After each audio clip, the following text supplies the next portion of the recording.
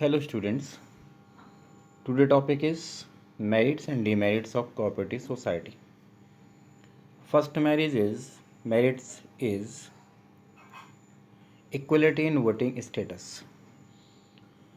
Student, the cooperative society work with the democratic system.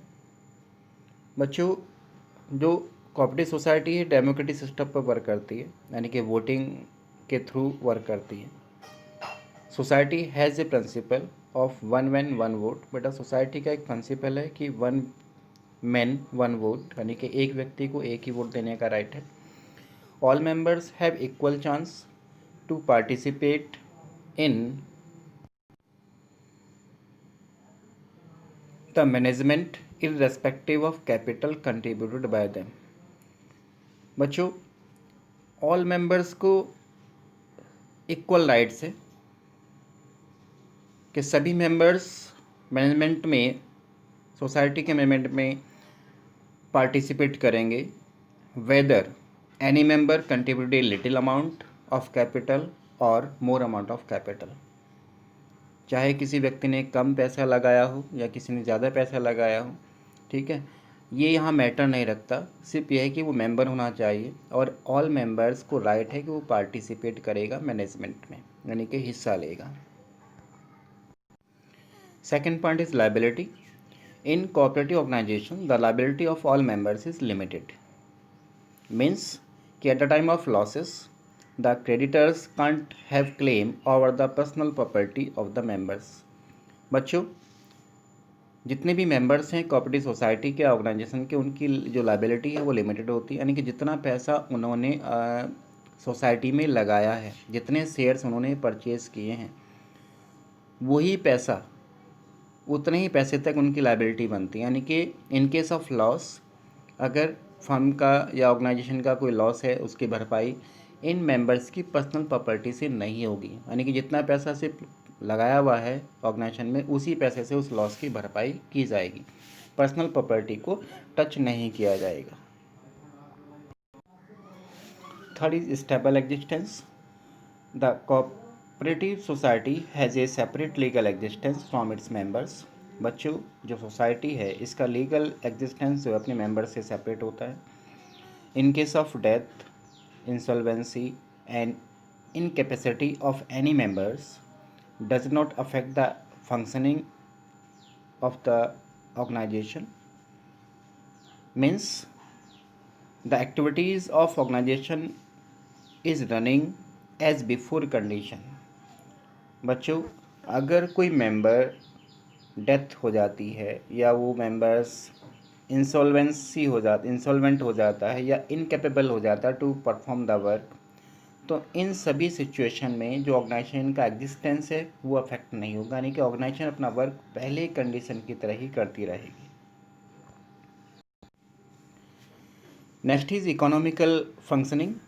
The operations of cooperative organization is economical because all the activities are performed by the members themselves. बच्चों, जो function है organisations का, cooperative organisation का, वो बहुत economical यानी कि बहुत चीपेस्ट होता है, क्योंकि सारा एक्टिविटी, जितनी भी एक्टिविटीज़ हैं ऑर्गेनाइजेशन की, वो सारी की सारी एक्टिविटीज़ परफॉर्म की जाती हैं बाय इट्स मेंबर्स ओनली, यानी कि उसी के मेंबर्स को परफॉर्म करते हैं. And purchasing of goods directly from producers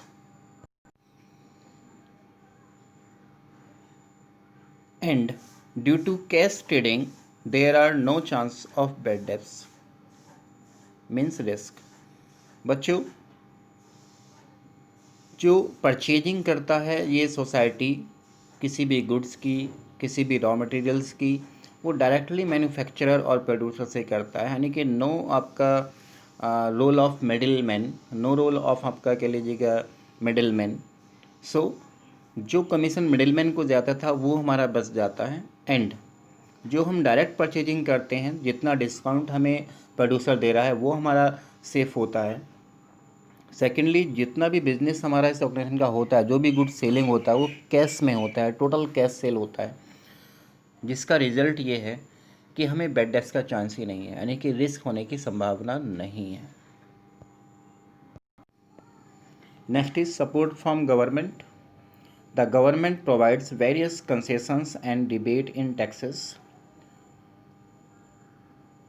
students, जो गवर्नमेंट है इन सोसाइटीज़ को बहुत सारे बेनिफिट्स प्रोवाइड कराती है, just like provide the concession and rebate in the आपका टैक्सेस, टैक्स में छूट कर देना.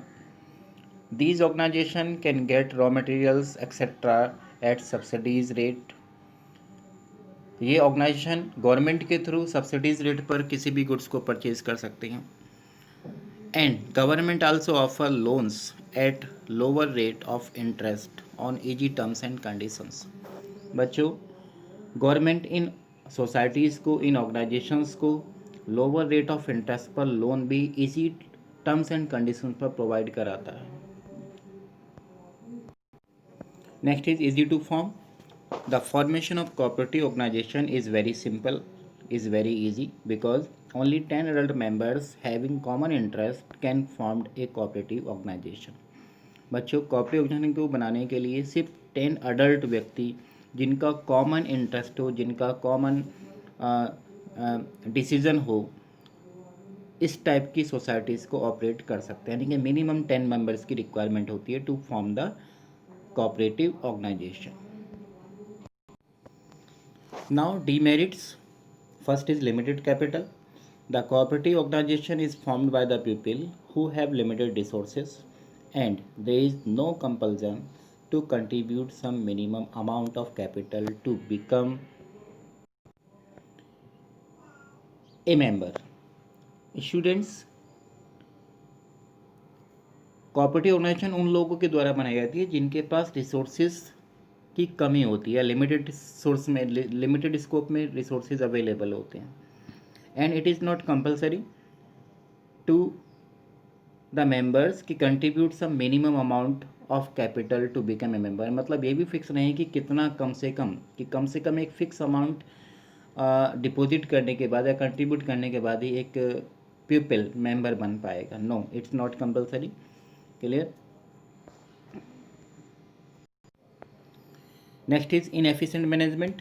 As you know students, कि all the activities are performed by the members themselves in the cooperative organization and these members are not professional experts.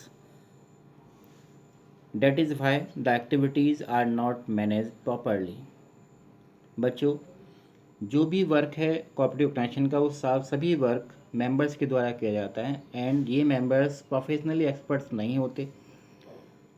इनको ये talent नहीं होता कि हाउ टू मैनेज द आपका ऑर्गेनाइजेशन या activities with efficiently and effectively. तो that is the reason जो management है कोऑपरेटिव ऑर्गेनाइजेशन में, that is inefficient. Next is lack of secrecy. In cooperative organization, all the decisions are taken openly in the meeting of all members. So this is very difficult to maintain secrecy. Students, in cooperative organization, all the decisions are taken in the meeting of all members openly, and it is not कह लीजिएगा secured to maintain the secrecy because any members can be आपका leak any secrets of the आपका cooperative organization. Next is excessive government control. It is necessary for a cooperative organization to get its accounts audited by the auditors of the cooperative department.